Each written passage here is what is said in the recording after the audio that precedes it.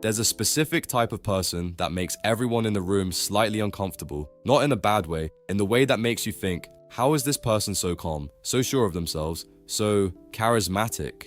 That level of charisma doesn't come from being louder or funnier or more confident in the traditional sense. It comes from a set of specific traits that most people have never developed. Traits that, once you have them, feel almost illegal, like you're playing the game without caring about the rules. In this video, I'm going to give you the 4 pillars of this extreme charisma. Together, they create a version of you that people genuinely cannot ignore. Let's get into it.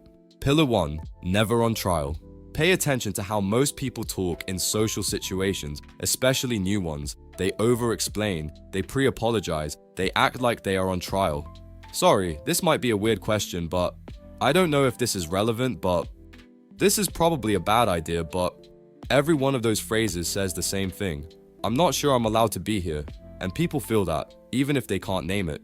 The most charismatic people speak differently, not louder, not with more authority in their voice. They just speak as if their presence was already welcome before they opened their mouth, as if they belong because they do, and everyone else should already know that. Instead of, sorry to interrupt, I don't know if this makes sense, but I was thinking maybe we could, you say, I have an idea, and then you say the idea. Of course, your idea could be wrong, but at least it's being heard now. If you put a disclaimer in front of it, people will assume it's wrong or unimportant. This doesn't mean being arrogant or pushy. It means trusting that your presence and your words are valid and speaking accordingly.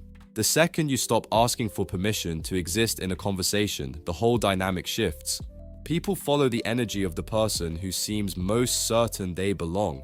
Be that person, not by performing it, but by genuinely deciding it's already true. Speaking like you belong sets the frame, but the next pillar is what holds that frame together when it gets tested, and it will get tested eventually. Pillar 2, brutal honesty.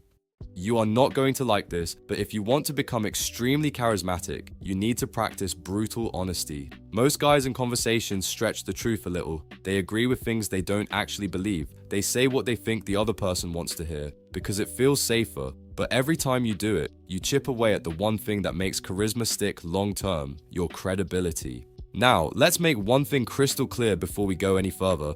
Brutal honesty does not mean becoming a chronic hater. It doesn't mean walking into a room, pointing out everyone's flaws, and acting like a toxic person who has no idea how to speak to people. People don't respect a hater, they just avoid them. Real charisma is about having nothing to hide and nothing to prove.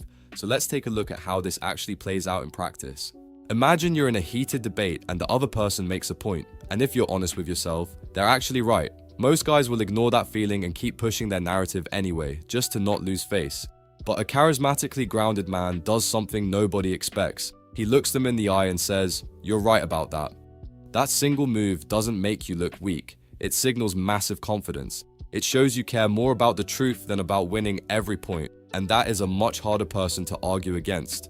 But what about the scenarios where honesty gets genuinely uncomfortable? What if someone asks for your opinion and your honest answer is unpopular? You say it anyway, calmly, without being cruel, but you say it. If a friend asks you if their new business idea is good, your social instinct is to nod and say, "Yeah, sounds great." While privately, you see a massive bottleneck. Being honest doesn't mean telling them, "This is pure trash." That's just putting people down to feed your own ego. Instead, you deliver an honest reality check. You say, "The core concept is strong, but I think there's a massive challenge with X. Have you thought about how you'd handle that?" See the difference? You are not crushing their energy, you are helping them. Anyone can be blindly polite and anyone can be a toxic critic. But people always remember the ones who had the balls to tell them the truth when everyone else was just smiling to fit in. Over time, this builds an unshakable reputation. When you're known as someone who always tells the truth, especially when it's uncomfortable, you walk into every room with a massive advantage before you've even said a word. Honesty builds trust, but this next pillar is about something completely different. It's lighter, it's faster, and it's one of the most underused charisma tools that exists on the planet. Pillar 3, playful teasing. One thing I learned way too late is the art of playful teasing. Most social interactions are too polite. Everyone is being careful, everyone is saying the safe thing, and as a result, everyone is slightly bored. Playful teasing is the antidote to that, and when done right, it's one of the most magnetic things you can do in a conversation. Here's the distinction that matters. Playful teasing is not making fun of someone. It's not sarcasm with a smile on top. It's the kind of light, warm friction that signals, I'm comfortable enough with you to joke around, and I trust you're comfortable enough with me too. If someone takes forever to order at a restaurant, you don't wait in silence. You look at them, smile, and say, relax. You're not picking a husband for life, you're just picking the shape of your next calories. Or if they give you a genuine compliment and say they like your style, most guys get awkward, blush, and say, oh, thank you, I like yours too. Instead, you smile and say, careful, if you keep saying smart things like that, I might actually start enjoying your company. These aren't jokes you prepared, they're just the honest, playful observation you had in your head that you actually said instead of keeping to yourself.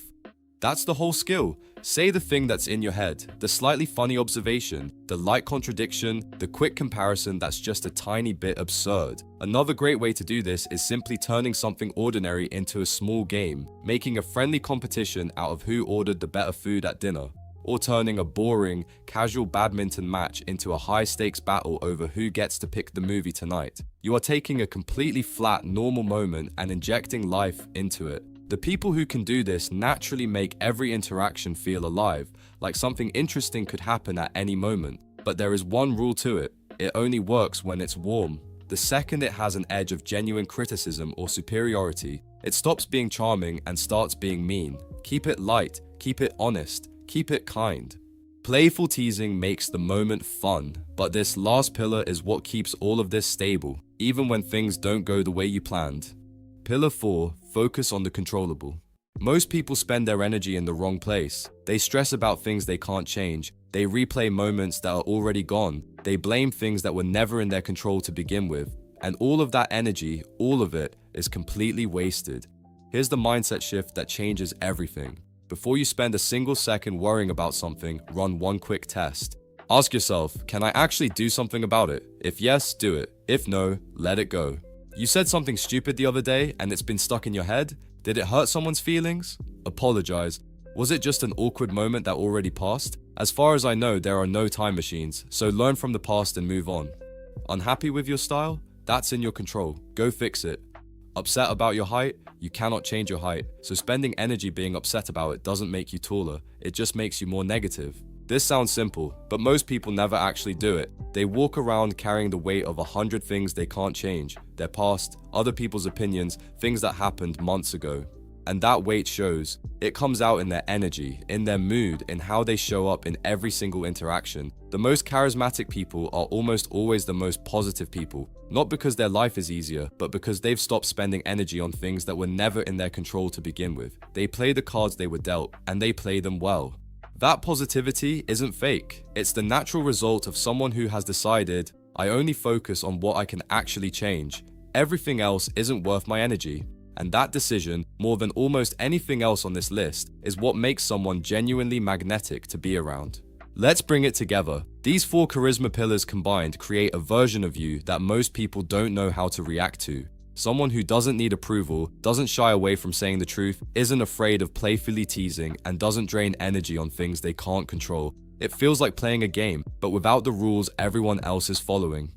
Congrats, you are one of the rare people who watch a video to the end. That's why I have something for you. We built a free charisma test. It takes 3 minutes and it tells you exactly where you stand right now, which areas you're already strong in, and where the biggest room for growth is. The link is on my profile. And if this video helped, subscribe so you don't miss the next one. See you there.